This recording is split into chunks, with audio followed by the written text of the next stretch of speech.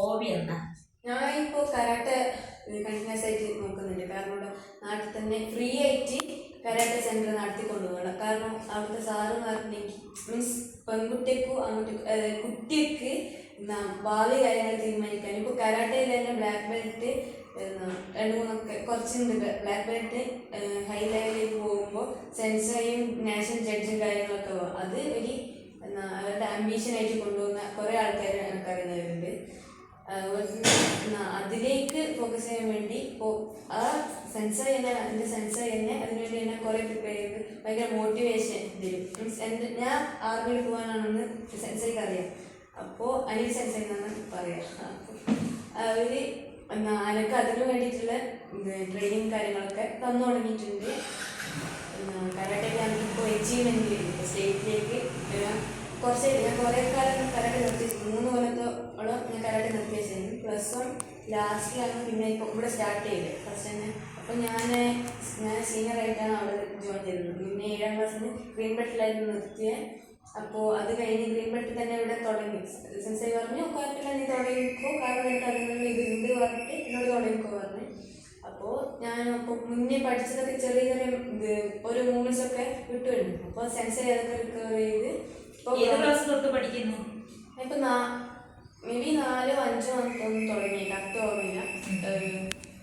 മമ്പ്രോ UP സ്കൂളിൽ വെച്ചിട്ടായിരുന്നു അത് ഞാൻ കരാട്ടെ തുടങ്ങിയത്. എൻ്റെ ഏട്ടനുണ്ടായിരുന്നു, പക്ഷേ ഏട്ടൻ അധികവും ഇതിലേക്കും ഇല്ലാത്ത ഏട്ടൻ നേഴ്സിംഗാണ് നോക്കുന്നത്. പണ്ട് തൊട്ടിട്ട് ഇങ്ങനെ നേഴ്സിംഗ് ആകണം, ഡോക്ടർ ആകണം, മെഡിക്കലി നോക്കുന്നത് കൊണ്ട് തന്നെ അധികം കരാട്ടയിലൊന്നും ഫോക്കസ് ചെയ്തില്ല. ഏട്ടൻ ധാരാളം ചിത്രമൊക്കെ വരക്കും, അത് ഇപ്പോൾ വരക്കലുണ്ട്.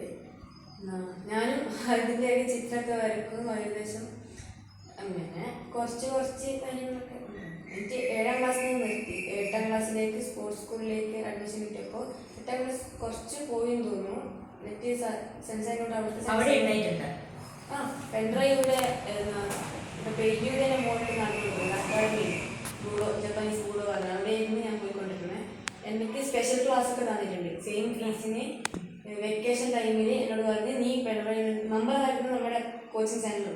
അപ്പോൾ സെൻസൈ ഞാൻ ഓടൊക്കെ പൊട്ടിച്ച ഇതൊക്കെ കത്തിച്ചിട്ട് ഓടൊക്കെ പൊട്ടിച്ചു പണ്ട്. അപ്പോൾ അതുകൊണ്ട് എന്നോട് സെൻസൈ പറഞ്ഞു നീ പെൺഡ്രൈവ് നമുക്ക് അവിടുന്ന് ട്രെയിനിങ് ചെയ്യാം, ഇവിടുന്ന് ട്രെയിനിങ് ചെയ്യുക, എനിക്ക് നല്ലതായിരിക്കും പറഞ്ഞിട്ട് എന്നെ ഇവിടെയും കൊണ്ടുവന്ന് ഇവിടുന്ന് ട്രെയിനിങ് ചെയ്യും. അപ്പോൾ കുറേ എക്യുപ്മെൻറ്റ്സും കാര്യങ്ങളൊക്കെ ഉണ്ടായിരുന്നു. ഞാൻ അവിടെ ഉണ്ടാകുമ്പോൾ അതൊക്കെ വന്നേ. അപ്പോൾ നല്ലൊരു എക്സ്പീരിയൻസ് ആയിരുന്നു അതൊക്കെ. പുതിയ കാര്യങ്ങളൊക്കെ ഈ ഒരു പ്രായത്തിൽ എന്ന് പറഞ്ഞാൽ 7ാം ക്ലാസ് എന്ന് പറഞ്ഞാൽ പുതിയ എക്യുപ്മെൻറ്റ്സും കാര്യങ്ങളൊക്കെ കാണുമ്പോൾ നമുക്ക് അതിനോട് അഡിക്റ്റ് വരും. ഇപ്പോൾ ഇവിടെ ബെഡൊക്കെ കൊണ്ടുവന്നിട്ടുണ്ട് കരാട്ടെ സെൻറ്ററിൽ.